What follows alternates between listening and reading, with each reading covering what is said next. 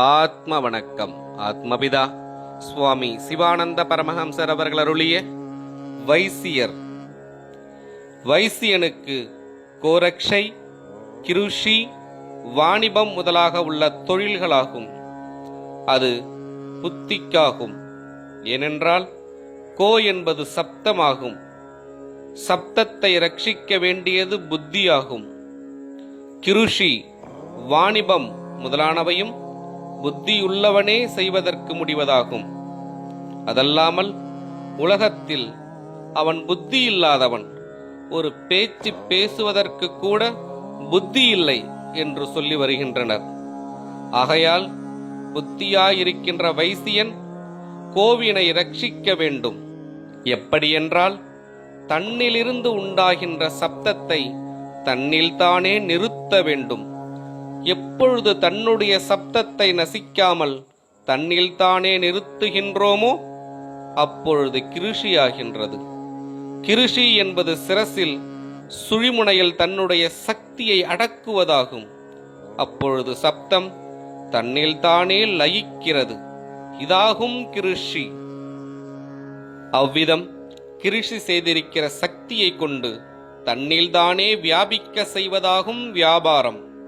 அவ்விதம் செய்து பக்ஷண சாதனங்கள், அதாவது உணவுப் பொருட்கள் பிராமணனுக்கு கொடுக்க வேண்டியது வைசியனுடைய தொழிலாகும்.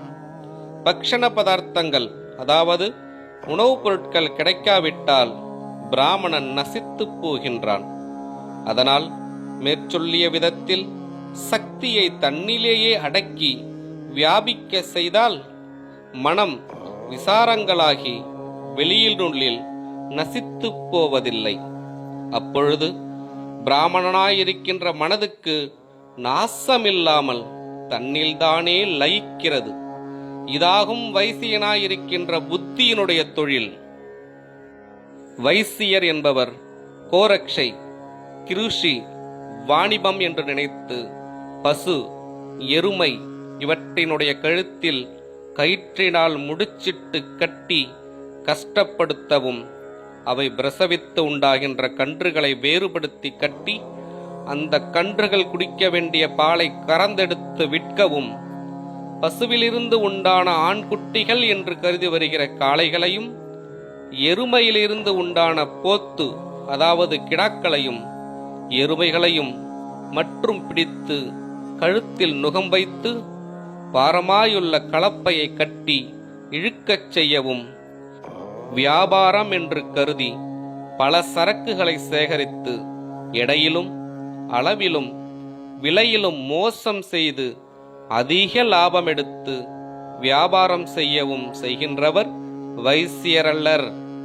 இவ்விதம் செய்கின்றவர் நான் என்ற அகங்காரத்தால் துர்விருத்தி செய்கின்றவராகும்.